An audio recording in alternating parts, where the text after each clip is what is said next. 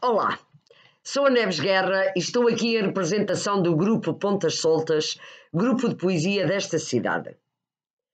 Vou então apresentar duas das muitas leituras que me marcaram, uma em prosa e outra em verso, um poema. De tantas obras que me marcaram, escolhi As Viagens na Minha Terra de Almeida Garrett, por se tratar de uma obra que, pela sua crítica social e política, onde transparece o seu desencanto e ironia pela situação moral do país em decadência, permanece atual. Para além disso, esta obra é considerada um clássico da nossa literatura.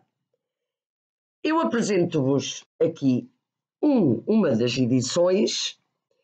É um livro que é dado nas escolas, também estudei quando andei no secundário e foi um livro que me marcou bastante, como eu já disse. É um livro que está anotado, está sublinhado, porque é assim que nós devemos fazer com os livros: usá-los, lê-los, estudá-los e consultá-los de vez em quando, que eu faço isso muitas vezes. De vez em quando venho ler umas passagens. Os livros fazem-nos viajar. Os livros dão-nos conhecimento. Os livros são uma boa companhia. E a melhor maneira de estimar um livro é usá-lo. Passo agora a uma breve nota sobre o autor Almeida Garrett. Quem foi Almeida Garrett? Foi um político e um escritor, poeta e dramaturgo, e viveu na primeira metade do século XIX. Assumiu vários cargos públicos, entre os quais a diplomacia e a gestão de teatros. Reformou o teatro português, propôs a edificação do Teatro Dona Maria II e a criação do Conservatório de Arte Dramática. Uma das grandes obras, que eu também agora faço aqui um parênteses, uma das obras de Almeida Garrett que também me marcou foi o Frei Luís Sousa, uma peça de teatro, um drama, uma tragédia, à boa maneira grega.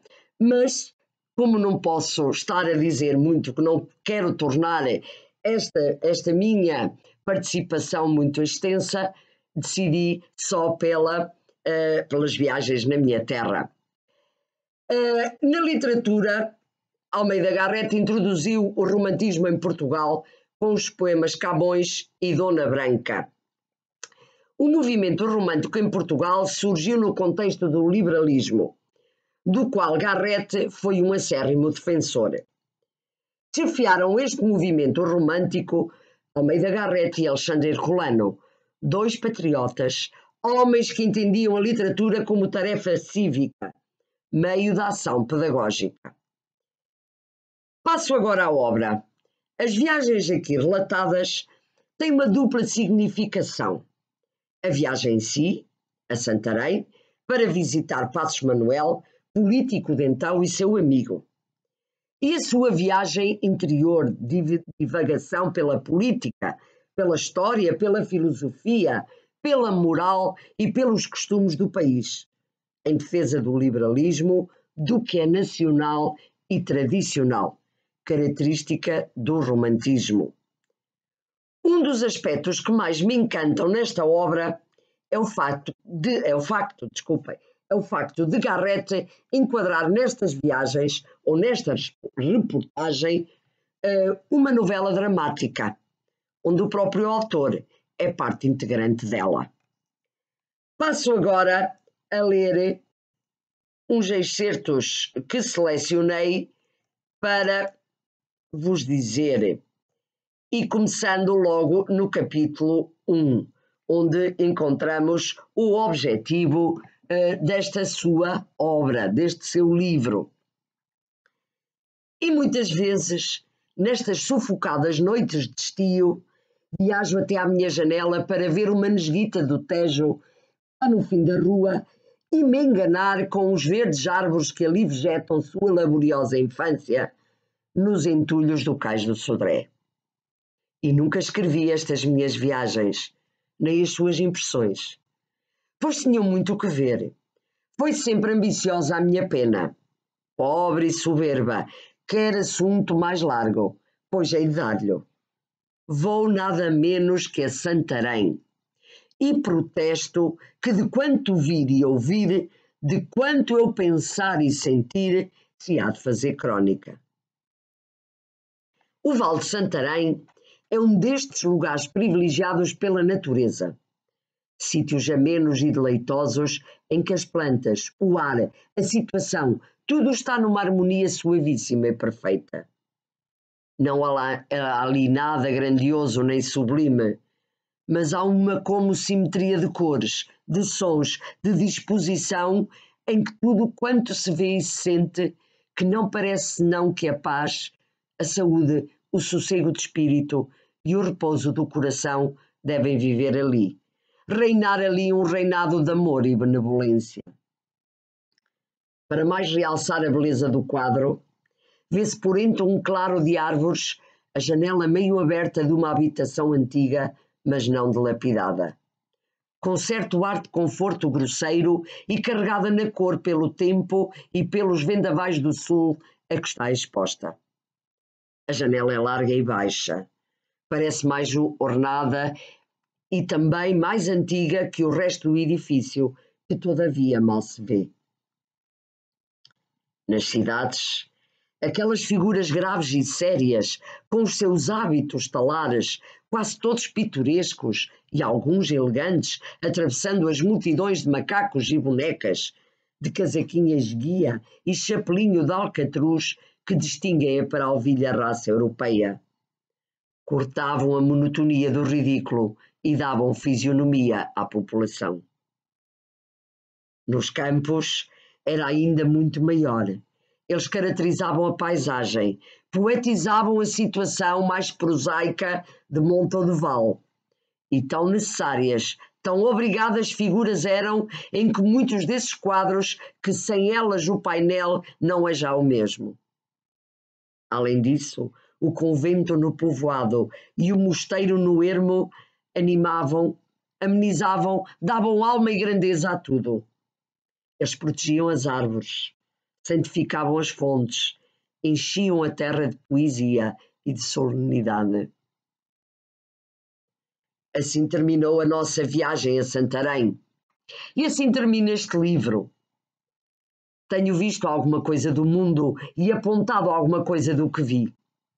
De todas quantas viagens porém fiz, as que mais me interessaram sempre foram as viagens na minha terra. Se assim o pensares, leitor benévolo, quem sabe? Pode ser que eu tome outra vez o bordão de Romeiro e vá peregrinando por esse Portugal fora em buscas de histórias para te contar. E passo agora à poesia. Vou falar um pouco deste poema que se chama Aprender a Estudar. Eu escolhi-o porque é de um dos poetas de que mais gosto, Ari dos Santos, e a mensagem é muito importante. O estudar aqui não é apenas estudar no sentido tradicional que nós conhecemos, o académico, mas é também um estudar que se relaciona com as aprendizagens do cotidiano e interiores de cada um, num processo de autodescoberta e autodesenvolvimento contínuos. No fundo, trata-se de uma viagem interior, tal como o Garrett refletiu na obra apresentada antes. Aprender a estudar. Estudar não é só ler nos livros que há nas escolas. É também aprender a ser livres sem ideias tolas. Ler um livro é muito importante, às vezes urgente, mas os livros não são o bastante para a gente ser gente. É preciso aprender a escrever, mas também a viver, mas também a sonhar. É preciso aprender a crescer, aprender a estudar. Aprender a crescer quer dizer aprender a estudar, a conhecer os outros, a ajudar os outros, a viver com os outros. E quem aprende a viver com os outros, aprende sempre a viver bem consigo próprio. Não merecer um castigo é estudar. Estar contente consigo é estudar.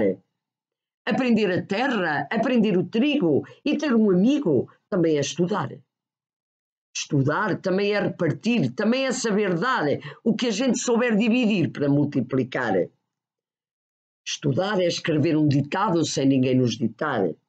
E se um erro nos for apontado, é sabê-lo emendar. É preciso, em vez de um tinteiro, ter uma cabeça que saiba pensar. Pois na escola da vida, primeiro está a saber estudar. Contar todas as papoilas de um trigal é a mais linda conta de somar que se pode fazer. Dizer apenas música quando se ouve um pássaro pode ser a mais bela redação do mundo. Estudar é muito, mas pensar é tudo. Espero que tenham gostado e que vos tenha despertado o interesse para a leitura, porque as leituras, se forem boas, acabam por nos marcar. Eu gostei muito de participar nesta iniciativa. Até uma próxima e boas leituras.